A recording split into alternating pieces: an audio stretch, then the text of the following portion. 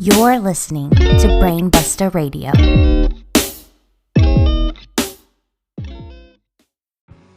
Welcome to Everything Pro Wrestling. Everything Pro Wrestling is a show by the fans, for the fans. And here's your host, Conrad Cushman. Yo, what is good, everybody? This is your man, Montez Scott, Mr. Move Like a Thief of the Night, the Titan, theme song maker, podcast host, and you are listening to Everything Pro Wrestling. Salute. Happy Saturday, everybody. You're listening to this on August 17th, 2019. Welcome to Everything Pro Wrestling. I am your host, Conrad Cushman, and as you guys know, Everything Pro Wrestling is a show by the fans, for the fans. And I guess let's first talk about NXT TakeOver Toronto and SummerSlam. What an amazing time I had going out to Toronto. Lots of cool things to do. Let me just say this. I enjoyed both of the WWE shows tremendously. Did not like the follow-up that we got with them, and that's going to be covered in all the news and everything else that we're going to talk about. We're going to kind of today just go through everything that's happening. Maybe I give some thoughts about it. Maybe I just read it a little bit and dig a little bit deeper into some of the things. But a lot of stuff happened in the past week, and I haven't really been giving my thoughts on current wrestling. So I thought, let's bring it back and let's just talk straight up wrestling today. So that's why this episode is titled Let's Talk Wrestling. And before we get into all of that, you know that we got to do some promotion.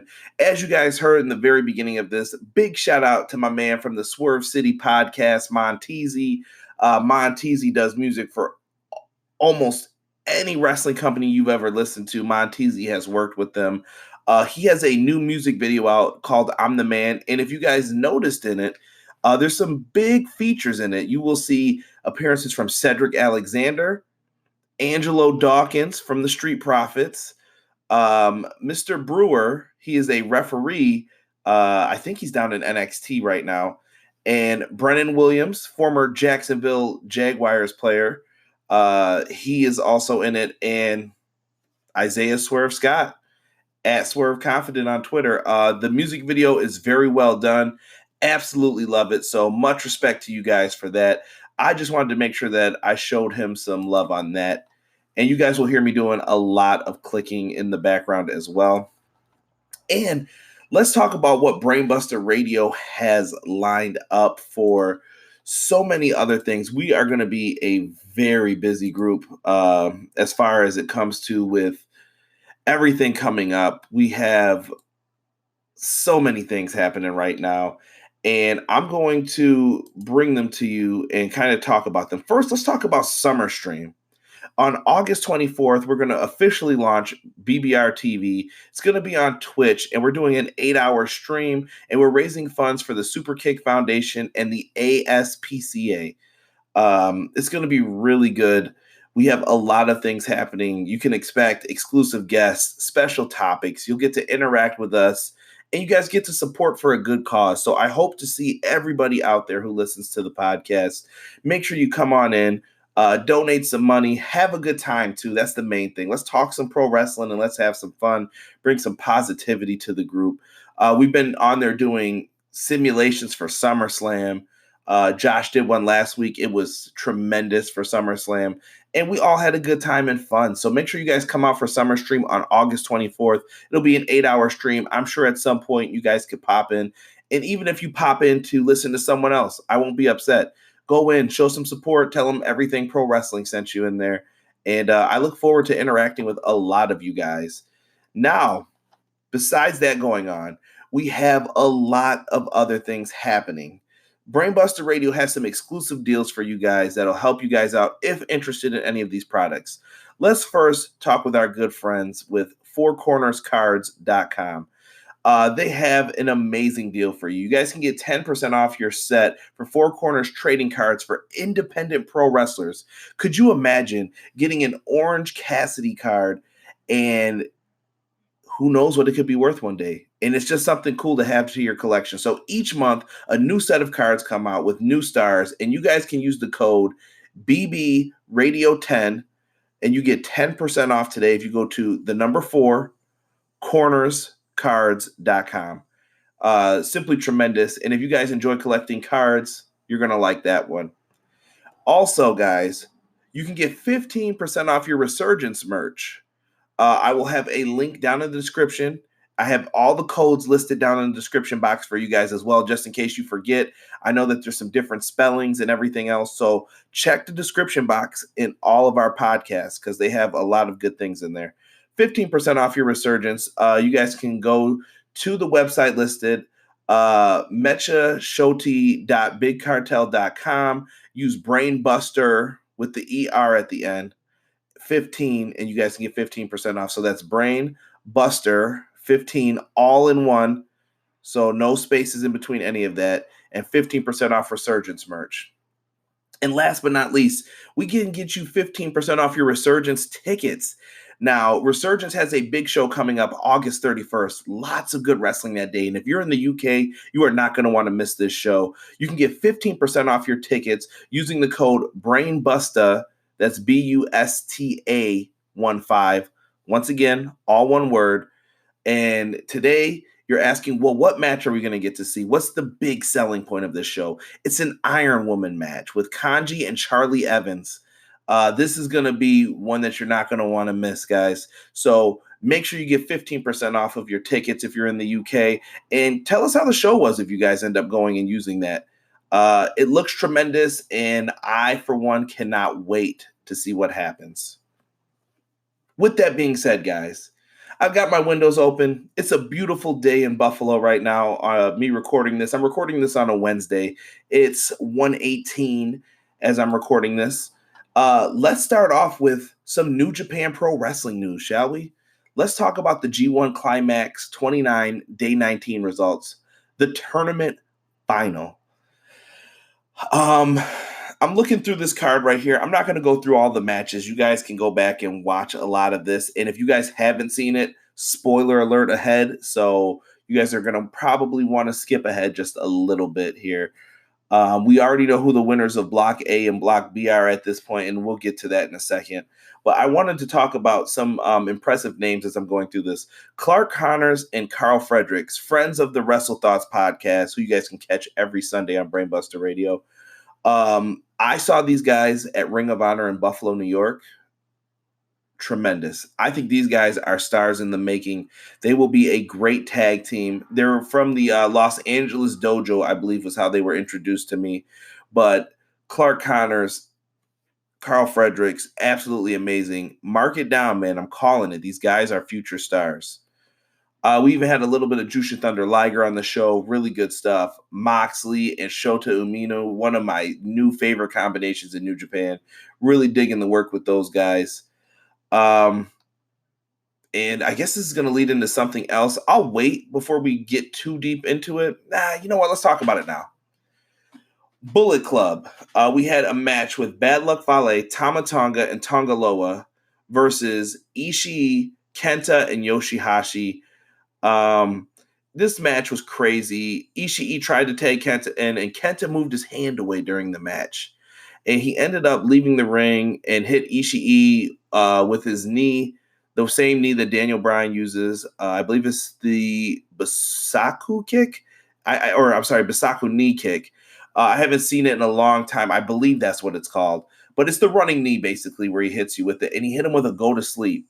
Tama Tonga pins Ishii. That's it. The match ended around the 8-minute 35 mark. And after the match, Shibata is pissed. He runs out and attacks Kenta. I did not think we were going to see Shibata come back out. The crowd erupted for this, and I thought it was a great moment. But afterwards, Bullet Club gangs up on Shibata and beats him down, and Kenta sits cross-legged on top of Shibata. And from there, it's pretty evident Kenta has joined the Bullet Club. The Bullet Club needed a little bit of injection in the arm. I feel like they've kind of been on a little slow, steep kind of train, but they're picking it up. I love what Tama Tonga has been doing with the group. This was much needed. So I'm looking forward to seeing what they can do with Bullet Club now that they've got a new member. And this is stuff that's needed. So dope. I'm all in on that. Let's talk about the finals here. So if you guys didn't know, Here's the standings for the G1. And I know Headlock Talk went through this. I'm going to go through this really quick. For the A side, Lance Archer wound up with 6 points. Will Ospreay had 8 points. Zack Sabre Jr. had 8 points. Bad Luck Fale had 8 points. Sonata, 8 points. Evil, 8 points. Tanahashi, I was shocked by this. Only 8 points. I thought he would have did much better. Kenta, only 8 points. He started off strong, too. Okada had 14 and Kota Ibushi had 14, but the tiebreaker went to Kota Ibushi. We also had Jay White for the B block side, and he led with 12 points. Naito had 10, Hiroki Goto had 10, Moxley had 10, Ishii had 8, Yano had 8, Cobb had 8, Taichi had 8, Juice Robinson had 8, and Shingo had 8. It was a tough little run there. There were a lot of people. A lot of things could have happened on the B block versus the A block. Lance Archer still impressed me with this. I thought that this was a really fun tournament, but I love the G1 every year. So it's real tough for me. But I think this one had a lot of depth, and I really enjoyed that. So let's talk about this match real quick, guys. So all the Bullet Club came out to ringside with Jay White. The referee told him to leave, but Gato stayed out there with him. They tried to interfere as soon as the bell rang, but the referee threw him out. So Gato's gone instantly. Jay White and Ibushi just went at it, and it was really good stuff. They worked over the knee of Ibushi a lot that got assaulted the day before. Ibushi fought back time and time again, but the comebacks kept getting cut short by Jay White because he's the evil villain, and he's not going to let that happen. White threw Ibushi into the referee and hit a low blow. Gato came back out eventually, gave Jay White a chair, which he used against Ishii's leg. I'm sorry, I said Ishii. I meant Ibushi's leg. Ibushi rallied back, and White strikes seemed to have no effect on him. Gato ends up trying to interfere, but Ibushi neutralized him. He hit the Bombaye on Jay White. Rocky Romero pulled Gato out of the ring as Ibushi hit another one. White reverses into Blade Runner, and Ibushi ends up getting the victory here after he hit his finisher, This match went on for 31 minutes. It was really good, a hard-fought battle, and just like many of us predicted, Kota Ibushi wins. Kota Ibushi is going to Wrestle Kingdom to fight for the IWGP World Heavyweight Championship. I, for one, cannot be more happy with that news. It's freaking tremendous, and I cannot wait to see what we have next. And other things that are going on right now in New Japan. I don't know what the status of Shibata is. That whole breakdown is very interesting, but we do have the entire Super J Cup 2019. We have the full field and the schedule announced for everything. So let's take a look. It says in Seattle, we are going to see Will Ospreay versus the Amazing Red, someone who I thought we would never see in this business again, but Amazing Red is back to compete in the Super J Cup. Never say never in the pro wrestling business, and never believe a retirement's what I always say. So that's going to be on 8/22, and all these first round matches are. And I'm going right down the left side, so the tournament's going to follow this order. So the winner of Ospreay Red will face the winner of this match, so on and so forth. We have Sho versus Ishimori in Seattle. That looks fairly interesting of a matchup. I would like to see these guys show out and really showcase what they can do. We have Connors, who I was just talking about before, versus TJP. Good to see TJ Perkins back out here. He had a really good showing in Impact Wrestling the last time I saw him on twitch.tv for Impact. Good to see TJP back out here. We've got Robbie Eagles versus El Fantasmo. That's also going to be happening. Good matchup. So all the winners of the Seattle matches will face off at San Francisco on August 24th. So big matches, and then the finals is taking place in Los Angeles. So you'll get to see the semifinals and then the finals matchup in LA on 8/25. Let's go to the other side, though, for the Super J Cup. Now we've got Taguchi versus Jonathan Gresham from Ring of Honor. Absolutely love that matchup. Should be fun. Little clash of styles, but I like it. They'll do fine. We've got Yo versus Dragon Lee also happening. I expect Dragon Lee to really have a good showing here. He's been kind of quiet in recent weeks, so we'll have to wait and see what he does. Now, I can't tell if this was the original Sin Cara or Mystique, but it's Cartisco versus Bushi, excuse me. I don't know. I don't know who's the favorite in that one. I hope they just deliver a good matchup. And we'll see Rocky Romero versus Cerberano Jr. I think that's how you say the name. I am not familiar with any of his work. So once again, I'll go in there, get to meet somebody new. Very interesting. And you get to see people from Chaos, Bullet Club, some people with no affiliation, Ring of Honor, CMLL. It should be fun. Lots of good stuff in this. I cannot wait to see what happens. And like I said, guys, the finals is taking place in Long Beach, California at the Walter Pyramid. I hope you guys get to go out there and actually enjoy that event. Fairly interesting stuff here. Now we've got a Takahashi update. It's been over 13 months since Takahashi was injured at last year's G1 special in San Francisco. He has been hurt really bad. He was wrestling his longtime rival Dragon Lee, and he went for that cradle suplex to where he kind of drops you on your neck, and he collapsed backstage, was rushed to the hospital, and you knew he was going to be out for at least a year. Something bad must have happened to his neck. Now, this is according to Meltzer. I hate doing reports like this, but I just wanted to bring it up because Takahashi is one of my favorite in the junior heavyweight division, and I've been told that he would be ready late summer, and Meltzer saying, I hear he's doing really well. I don't know when he's coming back, but he's coming back at some point. The only thing that I was kind of told is they want it to be real big. So we don't have him back just yet, but man, I just hope that he gets much better. This guy has been someone who has really shown out, and how can you not miss Daryl? You know, I hope we get to see the Time Bomb back real soon. And yeah, get well, man. I want you to come back at 100% and show out. Let us get into the New Japan Royal Quest card. New Japan Royal Quest show is taking place in London, England on August 31st. This is the first time that New Japan is running a non-co-promoted event in the UK. So it's going to be happening at the Copper Box Arena, which seats about 7,500.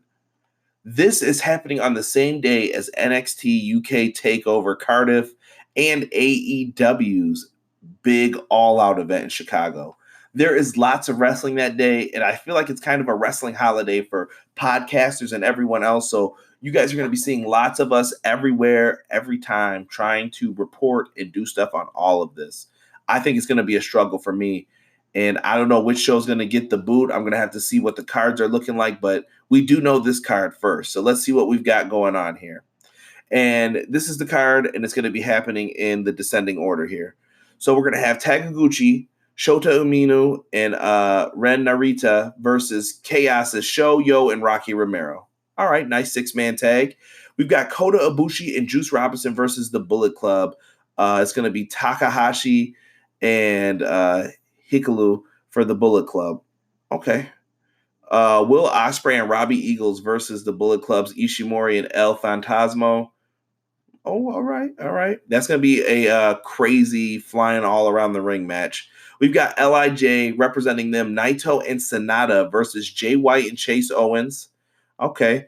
I expect LIJ to come out on top of that one. And we have the IWGP tag team titles on the line. We have the GOD, Gorillas of Destiny, Tama Tonga, Tonga Loa versus the Rev Pro tag team tournament winner. So we don't know who it is just yet, but they will be facing the tournament winners. So I expect a good one out of that. Never Openweight Championship. We got Ishii defending the title against Kenta. I'm getting worried that what Wilfred said could be coming true. He did predict Kenta could be the Never Openweight champion soon, and he may be right. He may be onto some good things here. So we'll see what happens with that, right, Wilf? Revolution Pro British Heavyweight Championship match. So we're going to have Zack Sabre Jr. versus Hiroshi Tanahashi. Interesting. Interesting. Tanahashi, I don't know if his stock has dropped or if this is part of a storyline. If someone's been all up to date on New Japan, please tell me, because Tanahashi losing is something I'm not used to seeing, but maybe he's starting to pass the torch a little bit. I don't know. And in the main event, we have the IWGP Heavyweight Championship match. We are going to have Okada versus Minoru Suzuki. Oh my Lord, it's going to be a hard-hitting match. But it should be a lot of fun for the people in attendance. I cannot wait to see what happens on this card. We've got so much goodness happening in pro wrestling, so it's hard to be mad at the WWE or one company if you don't like what they're doing. Check out New Japan Pro Wrestling.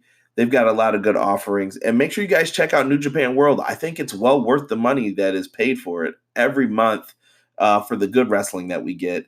Really lots of fun, simple to use, and I enjoy it. But we're going to take a quick ad break here. Get into an ad break in between some of these, give you guys a break of listening to me. And when we come back, we're going to talk National Wrestling Alliance and what Billy Corgan has planned.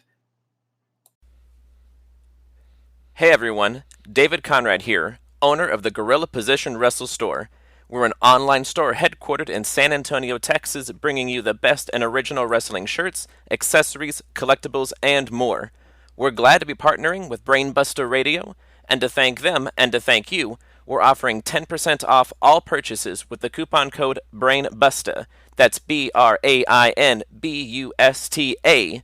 You can find us on Facebook, Twitter, and Instagram under @GPWrestleStore, or check out our website, www.gpwrestlestore.com. Remember, when you want the best wrestling experience, you gotta hang out in Gorilla Position. All right, big shout out to the Gorilla Position Wrestle Store. Make sure you guys check that out. I appreciate David Conrad sending in that ad to us. We play it every week here on Brainbusta Radio, so make sure you guys check him out. Now, we just finished going through all the New Japan news and Royal Conquest, so now we are moving into the NWA. Billy Corgan announced recently that the NWA is going to begin producing studio TV shows from Atlanta this October. So there's a lot of new wrestling coming out in October. Billy Corgan is excited about it. He said this, and I quote, "We are very grateful to those who shared the stage with us. Most recently, Ring of Honor," Corgan says, "but now it's our time to step forward. It's our time to put the NWA back in the spotlight and run on its own oxygen." Something that a lot of people wondered, would NWA try to build its own promotion? And I feel that the old model is played out and you can't trust everyone to play along the way that they used to with this. It just doesn't work that way anymore. It was fun showing respect to the past and how they did things, but we're in a much better position now for the NWA to have its own show. So like I said, they want to produce a studio show. If you guys have never watched 70s style wrestling, like if you go back and watch the old WCW shows when they were basically NWA, they used to do the studio shots for it. I believe it was in Atlanta somewhere as well, in that area. But they would go out there, do their shows, and the fans would be in like a live studio. So think of like bleachers being all around the wrestling ring.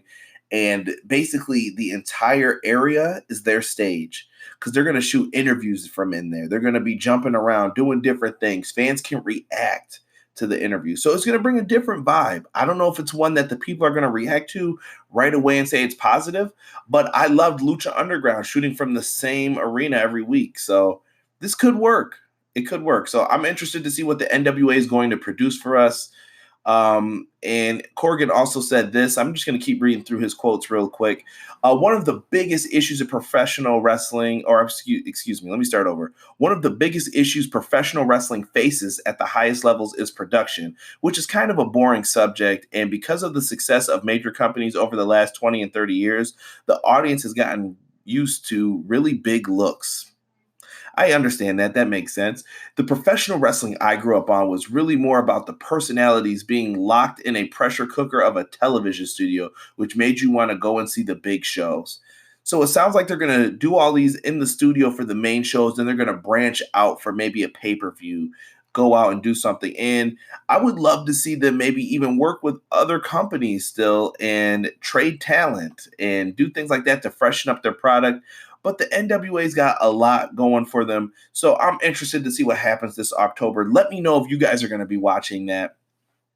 And with that, I'm going to transition into our next bit of news, which has nothing to do with NWA, but we have the return of Enzo Amore. He is hyping his big in-ring return. He used to be known as Enzo Amore. Now he's just known as NZO, so Enzo. And his big return is going to be August 16th, 2019.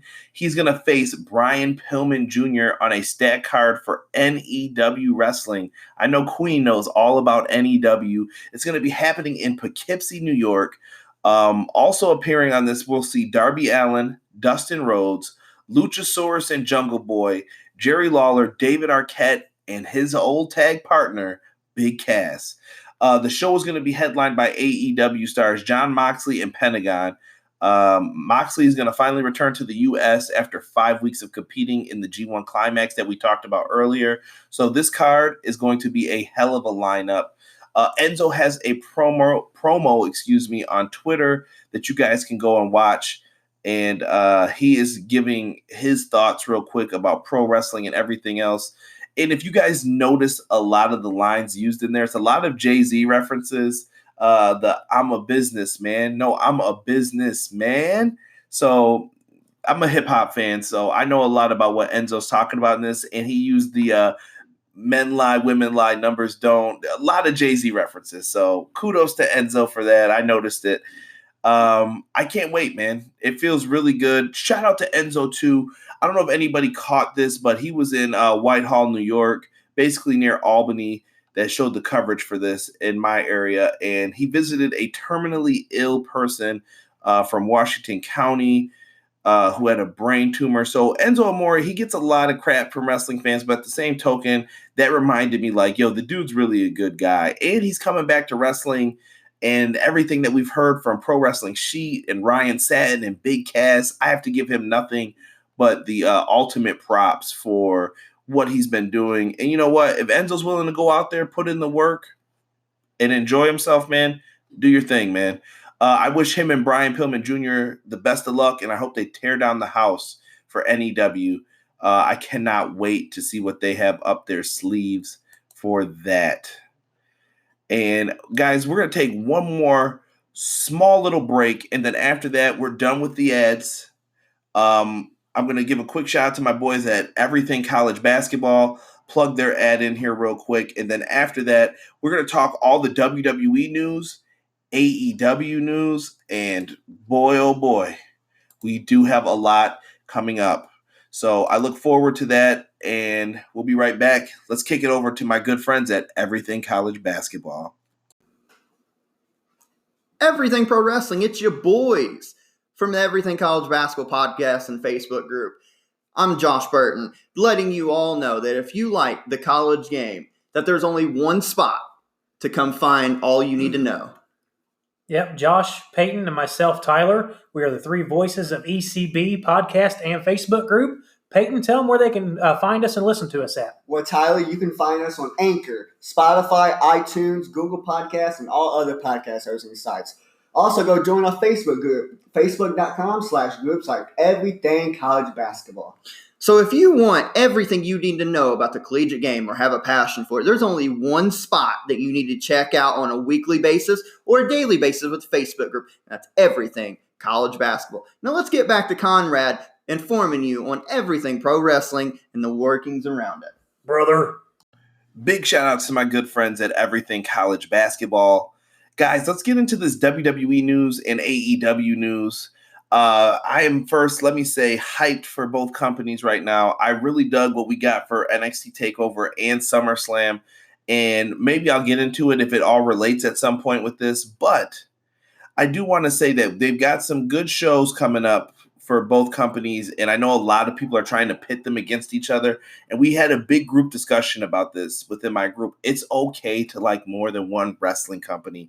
We do not have to be a part of this war. We can just enjoy great wrestling, and I hope people realize that, and I hope people don't say, oh, AEW sucks because of their fans, or oh, WWE sucks because of their fans, or New Japan sucks. End all that, guys. Let's enjoy pro wrestling. Let's just be fans of the product. And don't let someone's opinion get too far into the way of what you enjoy. We're just talking wrestling, man. People don't always have to agree on all this. But what we can all probably agree on, I hope, is that we're happy to see the return of the King of the Ring. It was announced on Monday Night Raw that the King of the Ring is back. And I absolutely love the King of the Ring. If you guys check the archives, I did do a past episode on Bret the Hitman Hart winning King of the Ring. Really good stuff. So we found out some more details for it. And it looks like the King of the Ring tournament is going to be held on both Raw and SmackDown now. On Monday, I did not know this, so I'm glad that I waited to talk about this. Now, the finals are planned to be taking place at Clash of the Champions. This is all according to Dave Meltzer, so take it with a grain of salt, please. And don't accuse me of saying that this is how it's happening. Dave Meltzer gets all the credit for this, not me. WWE confirmed the return of it, and we have some participants in it. I think we got a really good group here. On Monday Night Raw, you've got The Miz. He desperately needs a victory because the only thing he's got going for him right now is Miz and Mrs. And I'm not saying being married to Maurice is a bad thing, but he needs something for his wrestling career to get him kind of out of this rut. I feel like when he's on Raw, he's in this rut that he can't get out of, and he always shined better on SmackDown to me. Next, Ricochet. Ricochet has lost the United States Championship. He kind of needs this too. Cedric Alexander, he's kind of been the upset kid in WWE. Him and Drew McIntyre have been having a battle. They had a really good match on Raw. Hopefully they don't repeat it, but I look forward to seeing what they do with Cedric in this. Drew McIntyre, I don't need to say anymore. I think McIntyre is ready for the main event just by that match we saw on Monday. Cesaro is someone who could be elevated from this. And I'll say the same thing about Baron Corbin and Sami Zayn at this point. These three guys are kind of in the lower cards. They've been losing to certain people. I would love to see what they could do in this. So Cesaro, Baron Corbin, Sami Zayn, all in the same boat. I saw a lot of people hoping Corbin doesn't win. Sami Zayn's been stuck since he made that AEW comment. I don't know if that was off script or whatnot, but it looked like Sami Zayn got in trouble for it because he hasn't won a match since then. And that sucks. I don't know. When he comes out, I'm like, oh, who's he losing to? Samoa Joe. I thought they did a good job of having Samoa Joe play that sympathetic character with Roman Reigns. And King Samoa Joe would be a nice little notch in the belt for Joe to have. He's someone who they need to utilize at his highest potential now. Just because Samoa Joe needs to be used at this point because who knows how much longer he's going to be active in the ring. That's just the Raw side of things. Let's get into SmackDown. We have Elias, who his gimmick's been there. He's been hanging out with Shane McMahon, buddy. To rival him, we will have Kevin Owens in there. Owens has been the new Stone Cold, stunning everybody. He is a high favorite to win this thing as well on the SmackDown brand. Chad Gable. As I told you guys, do not sleep on Chad Gable. I think he is really good, and I hope that this tournament allows him to shine. Even if he just makes it to the semifinals, let Chad Gable go out there and wrestle. He's really good. Andrade. King Andrade sounds perfect to me. I have no complaints. The dude can go. Shelton Benjamin, good to see him being used as well. He's been hanging on the sidelines. And I could say the same thing about the next guy, Buddy Murphy, but he just put on a great freaking match with Roman Reigns on SmackDown. Match of the night easily. Buddy Murphy really came out of his shell, and he is no longer the best kept secret because everybody should know if you saw that match, Buddy Murphy's the man. We also have Ali in here and Apollo Crews. These two are doing good things. So who knows who's going to win this, but I hope whoever wins the King of the Ring tournament, it helps elevate them. Because I'm wondering this. Does the King of the Ring tournament winner have to walk around with the crown? And I put that question out on Facebook Facebook and Twitter. And I got some interesting responses to it. Some people said that they don't mind it as long as it fits. I don't think it's needed every single time, but if it works, especially if the person needs to upgrade their gimmick a little bit. And I can see someone like Ricochet going around with the crown for a little bit like he used to when he was running around like King Ricochet. He was also Prince Puma at one point. So lots of good things to happen from this. I hope the King of the Ring is enjoyable. We elevate talent and we take our time with this and make it mean something. I don't want to see these quick King of the Ring tournaments like we did with Regal the one year and Booker T. They kind of felt rushed, but it did help elevate a little bit too, so I can't complain too much. The Sheamus one, it didn't do much for Sheamus. He wore those stupid ass antlers. It crushed me to see him in those, but we'll see. I'm willing to give this a try, WWE. So let's make it a good King of the Ring and let's make it a win. Now, when we get into stuff for next week's Monday Night Raw, it has been confirmed, it looks like, but these things are subject to change. Right now, they have Braun Strowman taking on AJ Styles. So WWE made the match official. They sent out a press release through their official website.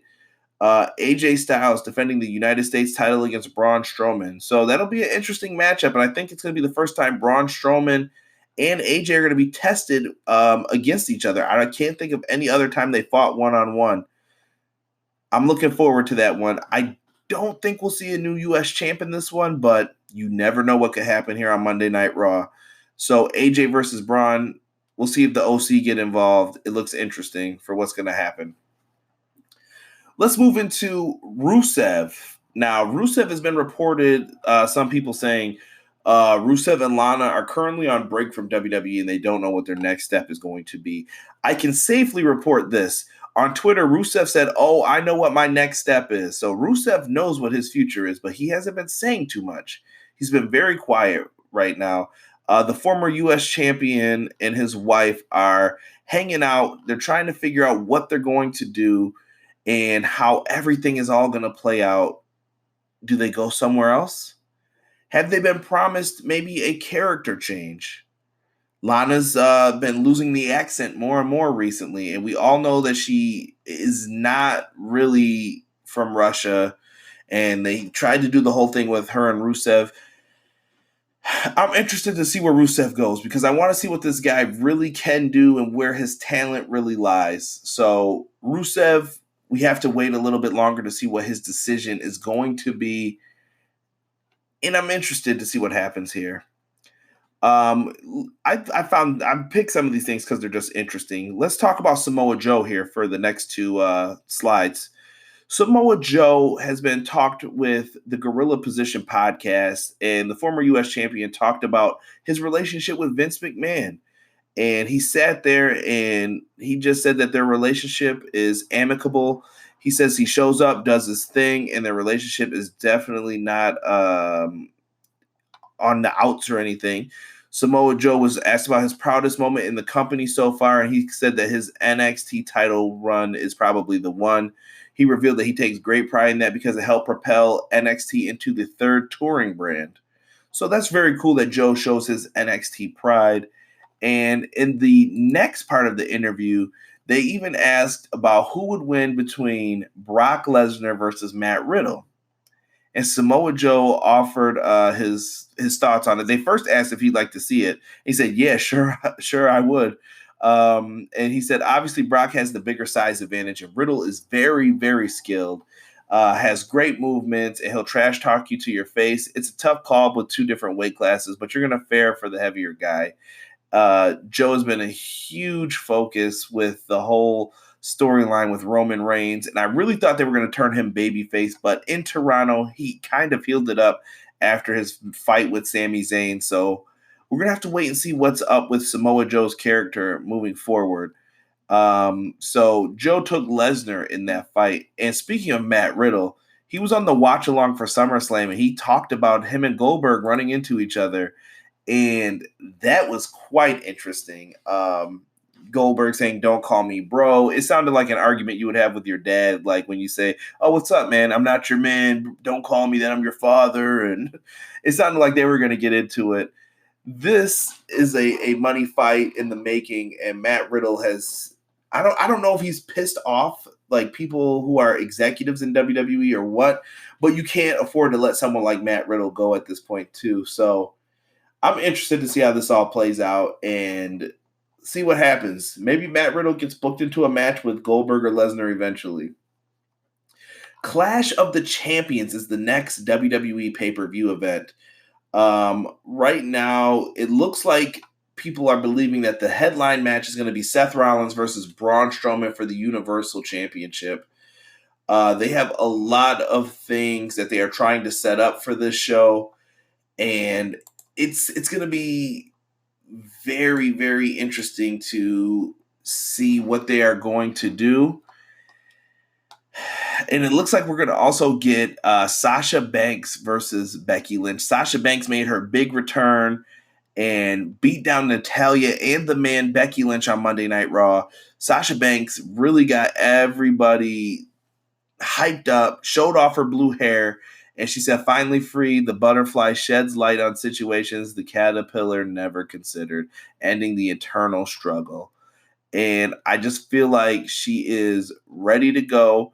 And Becky did talk all that crap in Toronto, so in that interview, so they were setting up the angle there for this with the Canadian star. So I'm a fan. I really like what we're going to see here, and I want to see heel Sasha Banks. If you're a fan of the old school NXT, you know what she can do as a heel, and Sasha Banks has been absolutely tremendous in doing all of that. I can't wait. I just can't wait to see this matchup. I think it's going to be good. The women's division needed this. I know some people are not going to like me saying that, but they really needed this. It's kind of a shot in the arm. If you couldn't get Ronda Rousey, this was the best thing that you could do. So, not too mad.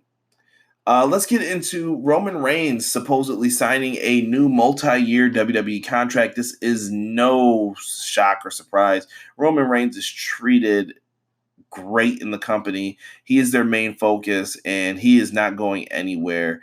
This is according to Ryan Satin of the Pro Wrestling Sheet. Direct any issues you have with this with him. But he says that he has been signed to a new contract, and there are other stars who are reportedly being offered double their money to stay. Reigns is going to continue being a member of the SmackDown brand. He is a top star, and we don't have any of the conditions or anything else, but good to hear Roman Reigns signed a contract. And I think a lot of people have been enjoying Roman Reigns. They don't want to admit that, but I think they have. And how can you not? Roman Reigns has been doing his thing. He's been putting on great matches. That match with Buddy Murphy, Roman Reigns could have probably said, "No, I'm not giving that guy that much offense." But he went out there and put on a great match with Buddy Murphy. And I'm digging the angle that he's in. Very cool. The whodunit. I still think it's going to be Daniel Bryan is revealed as the culprit eventually, and we're going to see some interesting stuff from that. But happy for the big dog. Good to see him back. Happy to see him conquer that leukemia. Cancer is an SOB, and I'm just glad that he's back this year. Roman Reigns signs a new contract. So if that's true, kudos to you, brother. Happy for you. And let's talk about something that I would love to know how JPQ, part of the Queen and Pup Connection every Wednesday on Brainbusta Radio, feels about this. WWE has signed former NWA, Stardom, and WoW champion Santana Garrett. So this is according to a report from Squared Circle Sirens. The 31-year-old formerly known as Brittany in TNA, has officially joined the promotion after having multiple matches in NXT in recent years. And we've seen her in some other spots. She shows up, wrestled a match. She's fought like Charlotte Flair, Asuka, Emma, Billie Kay. I think she fought Piper Niven in the Mae Young Classic, if I'm not mistaken. She had a bunch of things. She was in a battle royal once, and she fought Dakota Kai, was the last person I remember her fighting in NXT. But she's done a lot of things happening there. We'll see, man. She's been fighting for the Shine Championship. She fought Blackheart on June 29th, so interesting. I think I got a scammer phone call coming in, too. Just had to hit the button on that. And we're live, so we're going to keep rolling with this. She also dropped a match to Allison Kay for the Crockett Cup earlier for the vacant women's championship. Garrett's been making these moves. So you know what? If she's in NXT, good signing for them. And I can't wait to see what she does. I look forward to it. I've always enjoyed Santana Garrett's work. I loved her in WoW. And she's someone who I've heard great things from the Stardom people who love it. Shout out to JPQ. In the NWA when she was the women's champion back in 2015. So Santana Garrett, congratulations on signing with WWE. I look forward to seeing what you're going to do. Guys, we're going to take one last break before we get into this. When we come back, I have an update on Shibata that I just saw, and we're going to get into everything else AEW. We'll be right back and get into this as soon as I get back. All right, ladies and gentlemen, we're back. We're going to get ready to wrap this up, and I know that we're probably going to get into some AEW news, but due to me having to record this, now I'm recording this on Thursday at 12:53 p.m., due to Anchor having some screw-ups all within this, and I don't have the time to see if they can recover the audio that I lost 2 times that was under 30 minutes. So I apologize for all that, but it allows me to bring you some more up-to-date news for this WWE 2K news that I have, and also some AEW discussion that we'll have real quick. First, WWE 2K20 has announced that Bray Wyatt, The Fiend, will be a pre-order bonus for the upcoming game. That game is going to be released on October 22nd, and it will be one of the first downloads for the WWE 2K20 original series. Now, it's going to be available if you pre-order the game for free at select retailers, so you guys are going to have to look into that to make sure if I pre-order this, am I getting this? But it says it's worth $15 without getting it. So if you guys are interested in the game, I say pre-order it. Right now, what you're going to be able to get is The Fiend, Bray Wyatt. I'm sold already because I really want this character to work. So very cool to see that. We're going to get Demon King Finn Balor, Survivor Mandy Rose, Twisted Nikki Cross, The Swamp Father Bray Wyatt, Franken Strowman, Wicked Aleister Black, Unleashed Apex Predator Randy Orton, Fed Up Sheamus, and 2 mystery versions of WWE superstars. You also will get 2 themed arenas, which will include a cemetery, and Wyatt's Swamp Arena will also be featured. There are some bonus weapons, some extra things that you can get for clothing, parts for Create an Arena. So pretty dope that we're going to see this from WWE 2K20. It's called the Bump in the Night pre-order. It's happening around Halloween. It all makes sense to me. I understand why they're doing it. And really, I'm more interested in the Fiend character than all these made-up extra characters. But some people like it, so I get both sides of it. Will I use the other characters? Perhaps. I'll try them out and see what works for it, but hopefully we'll see what happens. Like I said, I am very interested to see what this game is going to be able to produce. With that being said, guys, let's get into this AEW news.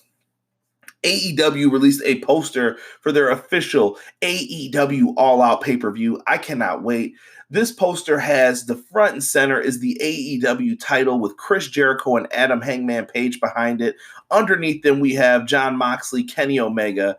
Up above them, we have Luchasaurus, Jungle Boy, Joey Janela, Jimmy Havoc, Cody on the right of both men in the center, Cody Rhodes and Brandy. We also have Shawn Spears and SCU below him. We have some of the female competitors, Nyla Rose, I can see, and I'm not quite sure who the other 2 are without zooming in. The Young Bucks, we have MJF and Darby Allin, the Lucha Bros, and right underneath at the bottom, we have the Sears Center. So it's looking good. And when they're going to be in Chicago, Illinois, it'll be AEW August 31st, 2019 for All Out, Sears Center, Chicago, Illinois. You guys are going to want to be there. Check this out on pay-per-view if you guys can. I think it's going to be an awesome event. Here's what we know so far for the card. We have a AAA World Tag Team title match between the Young Bucks and the Lucha Bros, and it's a ladder match. Don't want to miss that. The Best Friends versus the Dark Order. Winners receive a first-round bye for the AEW World Tag Team Championship Tournament. Super cool. Kenny Omega versus Jon Moxley. That's been building up since the last pay-per-view. I'm all in on that. No pun intended. Double or nothing. They've been teasing this since then, and it looks incredible. Cody Rhodes versus Shawn Spears. This is a feud that goes back to their OVW days. And it's been a long time since then, and I can't wait to see what these guys produce. And for the inaugural AEW World Heavyweight Championship match, Chris Jericho versus Hangman Page, one of these 2 men will become the first AEW World Heavyweight Champion. No complaints on that from me. Looks really dope. Cody Rhodes seems to be honored. They've talked about their very first show that will be happening in Washington, D.C. I believe it's the Capital One Arena. Cody Rhodes they're trying to pump this card up as best they can. So Cody Rhodes believes him and Sammy Guevara are going to be the opening act for that show, and that allows Cody, he said, to put him in the best position. He'll be the first match of the night. Then he'll be able to go to the back and take his position there and put on the headset, help Tony Khan and the EVPs produce the rest of the show. I'm cool with that. Also on the show, we're going to have Jon Moxley appearing live, the Young Bucks and Kenny Omega versus Chris Jericho and two mystery partners. Who could they be? I could see it being LAX. I've heard rumors of maybe it's Enzo and Big Cass. I've also seen Insane Clown Posse on the posters that people have put up online. We don't know who it's going to be, but it's a reason to tune in. And the first AEW Women's Champion crowned, guys, you're going to not want to miss this. October 2nd, the debut of AEW on TNT, 8 to 10 p.m. Eastern Standard Time. Make sure you guys check that out as well. More wrestling, the better for everybody. That's how I feel. AEW All Out. We found out 3 more competitors for the Casino Battle Royale. The Casino Battle Royale will be taking place for the road to All Out. It's going to be on the pre-show, the buy-in.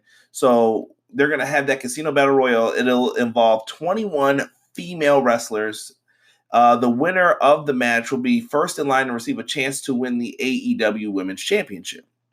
Now, Brandy Rhodes previously announced that they'll be crowned on October 2nd on TNT, as I just stated before. We have Jazz, who's been announced for the Battle Royal. Jazz came back with a different look. She came out with a mask. She cut off a lot of her hair, and she just has braids going to the back. The mask looks super dope, and hopefully she can incorporate that into her entrance, it looks like.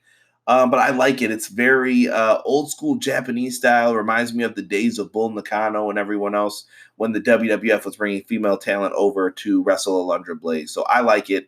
Jazz is a beast. She's done interviews with people on Brainbusta Radio, and Jazz was looking good for her new attire, and I love it. Also, we have someone who I've never seen compete before, Teal Piper, the daughter of Roddy Piper. Teal Piper is someone who is very interesting to me. I've never seen her wrestle before. I know very little about her. The little piece that they brought up showed the history of her father, how he didn't want her to be really involved with some of the fans because he was one of the most hated heels in the 80s. So Teal Piper, I can't wait to see what you can do. I'm looking forward to seeing if she's going to be like her father. So I will have my eyes extra focused on Teal Piper to see what she can do in this Battle Royal. And last but not least, someone who I'm very excited to see join this Battle Royal, Ivelisse from Lucha Underground. If you guys have never seen Ivelisse, she is amazing. I've been a fan of her since she was on Tough Enough. That's when I first saw her. Ivelisse is someone who has what it takes to make it in this business. I believe she could have won Tough Enough along with Martin Casals if they never got hurt in the show. But these guys are excellent and top-notch competitors. Ivelisse, if you've never seen her work in Lucha Underground, she can go with the guys.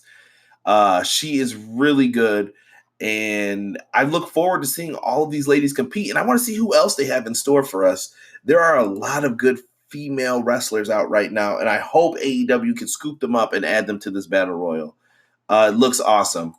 Let's talk about MJF and Enes Kanter. Enes Kanter currently plays for the Boston Celtics. I'm more familiar with him from the Oklahoma City Thunder. If you guys didn't know, I'm a big basketball fan. And you guys are finding out a lot about me on this podcast. I like rap. I like basketball. But yes, Enes Kanter now plays in Boston. So MJF and him got onto a Twitter exchange. So what did he say to the Turkish basketball star? MJF started, and you can follow him on Twitter at @the_MJF. He said, cool, let's go over the most overhyped. He said, cool, let's go to the most overhyped city in the world, Speaking of overhyped, at Enes Kanter, I saw you playing wrestler on my feed. How about you stick to playing with your little balls and leave the wrestling to the pros? Or show up on October 9th so I can bounce your ass out. And he put a little picture of AEW being in Boston and Enes Kanter dressed up as Hulk Hogan. Cody Rhodes then chimes in, replying to Enes Kanter's tweet. Enos Cantor put, who the F is this guy? Bro, get verified before you talk, and he puts the poo emoji. Cody Rhodes says, you'll have to forgive young Max. He's passionate, and we'd love to see you in Boston for AEW wrestling. Our mutual friend says, you've got a hell of a diamond cutter. Maybe their friend does yoga? But yes, Enos Cantor and Diamond Dallas Page do have a relationship. They've done some stuff working with the Score. It's an app that I like to use to update myself on all the scores and everything else. They have segments, and they're like basically a little mini ESPN kind of. So the Score does a lot of work, and they've been on there together. So I can see the relationship here. And Enos Cantor quote tweeted, Cody Rhodes, and he said, save me a front row seat. I'ma be there. So Enos Cantor being part of AEW show in Boston, that's a big deal, man. It's really cool to see that, and I'm a fan. Let's get into Awesome Kong talking season 3 of Glow. I have not watched it yet, so there will be no spoilers. But I will say this. Awesome Kong on the show plays the Welfare Queen, and she is amazing on it. And she had some things to talk about with it. And if you didn't know, Glow Season 3 is taking place in Las Vegas. So if you haven't watched in quite some time, this looks like it's going to be a season full of fun. And non-wrestling fans can watch Glow too. And Kong talks about that in this interview. So let's see what she had to say. When she talked about it, she spoke to the Miami Herald recently about it. And she was saying that there's something for everyone in it. And she says, and I quote, it makes me appreciate wrestling, she said, it makes people appreciate wrestling, even those who have never really enjoyed wrestling before. I am butchering reading a lot of this right now, guys. I apologize for that. It's probably because I've recorded this so many times. But she says it makes people appreciate wrestling, even those who never really enjoyed wrestling before. And I think so, too. It's a show that it evolves it, but it's not what the whole show's about. So if you think you're going to watch this seeing a full-blown wrestling product, it's in there. You're going to get some of it if you enjoy that, but that's not everything the show's about. And they talked about Glow and her being recognized. She said, when I leave my house, more people recognize me, she said. Not so much when I have my wrestling braids in. No, but when my hair is regular, they're like, oh, wow, you're on Glow. This one girl recognized me. All her friends came over to talk to me, but she was too afraid. I thought that was the sweetest thing. And they asked her about, did she watch the original Gorgeous Ladies of Wrestling promotion, which is what Glow stands for. And she said, I love the original Glow. I actually asked Santa Claus to make me a Glow girl when I was little. And then she said that she watched it every Saturday morning with her little brother, and they would root for Hollywood and Vine to lose. We thought they were the most evil tag team on earth, and we loved to hate them so much. And she said we hated them so much. And she talked about if she helped some of the girls wrestle or do some of the bumps. And she said, I did, and it was a big pleasure. It's very cool that Kong's part of this show, and I'm happy for her. She absolutely deserves her success. She seems like a very sweet woman. Kong, congratulations. And I look forward to watching Glow. Maybe I could even bring a review of it. It has enough interest from people in Brainbusta Radio. Maybe I could do a review of it after I see season 3. We got some ticket info for the Boston and Philly events for AEW for week 2 and week 3. So the second episode for AEW will be October 9th in the Agganis Arena for Boston, and in Philadelphia, October 16th in the Licoris Center. Hopefully I said that right. JPQ, don't hurt me. On Friday, AEW issued the press release with all the ticket prices. Now, this does not include all of the extra charges and stuff like that as well that go with it, like the security charges, all the little BS that you never read when you get tickets for stuff. $20, $35, $50, $75, and $90 are the tiers that you would be paying in. I think that's reasonably priced, though, for a wrestling event. Things are looking really good. That first Washington show is sold out. AEW has been doing some really good stuff. I look forward to that. Now, let's get into another thing that happened. The Young Bucks were on their kind of final tour, and they went to House of Glory for their final indie match before AEW launches. And while out there, they said that they were going to make a match between themselves and their opponent, Private Party, who came from House of Glory. This match was called by JD from New York, the Solid Monster, big dudes in the podcasting world. So big shout outs to them. I got to give them credit for breaking the news, and they did a hell of a job announcing for this.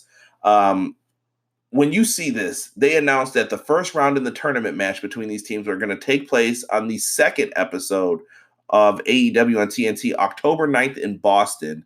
The Young Bucks versus Private Party. I cannot wait for this. I think it's going to tear down the house. I've only heard good things about their match from House of Glory, and they said that we will have our socks knocked off when we see them wrestle. Next segment here, guys. Cody Rhodes says that only 40% of AEW's roster has been revealed. He went back and forth with a fan. The fan said that I cannot believe you let Vince get Goldberg. He starts talking about monsters and everything else and go get Psycho Sid. Cody says, and I quote, "We want to have modern wrestlers, big ones at that. No disrespect intended to the heritage and those who paved the road." 2019. He says, "You got Luchasaurus and Shawn Spears, but everyone else is small. I do love AEW and will watch it. I just thought I'd send you my thoughts." Cody then replies saying, "We've revealed about 40% of the roster. Sometimes it's better to let the painter paint and then judge the picture."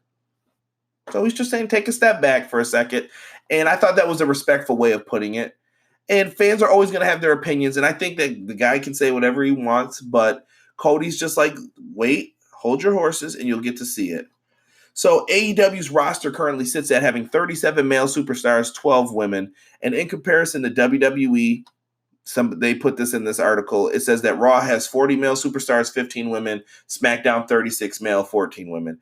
So AEW's got more male superstars than the SmackDown brand, but SmackDown still has more women on their side. And if they're at 40%, 37 plus 12 is 49. So if it's give or take 40%, because it's not exactly 40, I bet, they still got to double. They're going to have over 100 superstars. That's crazy. I should say wrestlers instead of superstars. That WWE branding's in my life forever. Over 100 wrestlers. That's a lot to still reveal. I'm looking forward to see who Cody can pull out of his sleeve to get fans excited for it. And speaking of Cody pulling wrestlers out of his sleeve, we also found out this week that Orange Cassidy has signed with All Elite Wrestling. One of the best indie wrestlers right now has joined AEW, and we have that fresh squeeze definitely happening. It's good to see Orange Cassidy get his due. He's been busting his ass for years on the independent scene. So good to see this guy. And shout out to Solid Monster's doppelganger, Orange Cassidy. Really good stuff. Cannot wait. We've had another match set for AEW's second episode on TNT. Shawn Spears versus Jon Moxley, October 9th. Unbelievable. They tweeted this out not too long ago, and they started telling what I said about the ticket prices. They will start at $20, but that does not include facility fees and service charges. And they all go on sale tomorrow for my recording of this, but you guys will not hear this until Saturday. So you could check to see if there's still tickets. Hopefully there are for you. But Friday, August 16th at noon, the tickets go on sale. So make sure you guys get there if you want to be a part of AEW Wrestling. Don't miss out on tickets to any show you want to go to, whether it's Resurgence, GCW, WWE, New Japan, wherever the show is. Get your tickets. Go to a live event. If you've never been, I highly recommend that you go one time. The first world title defense was also announced on Twitter. So they said that it's going to be Wednesday, October 16th in Philadelphia. The AEW title will be defended. It's going to be an interesting one. They have not said who, where. It's just a picture of the belt and saying the first defense of the title will be happening. So we're starting now to get week 3's card. So here, I already went through the first card with October 2nd is going to have the Bucks, Kenny Omega versus Jericho Mystery Partners, Moxley appearing, Cody Rhodes, Sammy Guevara, first AEW Women's Champion crowd. October 9th, Young Bucks, Private Party in the AEW Tag Title Tournament match, Moxley versus Shawn Spears. October 16th, now we know the first ever AEW title defense. If you guys are interested in this product, you guys are not going to want to miss any of these episodes, and I'm curious to see what AEW's got lined up for us for these shows.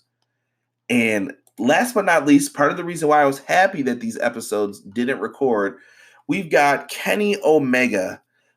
He is disappointed over his loss to Chris Jericho. They did a really good job this week on the road to All Out, highlighting basically the best friends in Kenny Omega. And Kenny Omega feels like he let everyone down for his quest for gold. And he knows that his best performances are always when he comes from behind. But Kenny Omega getting ready to go up against Jon Moxley. And he knows Moxley's got out to prove himself. But Omega says he's out to prove himself too. So this is going to be a knockdown brawl. And I think this could steal the show at All Out. I hope these guys are ready to go out there, bust their ass, and do their thing.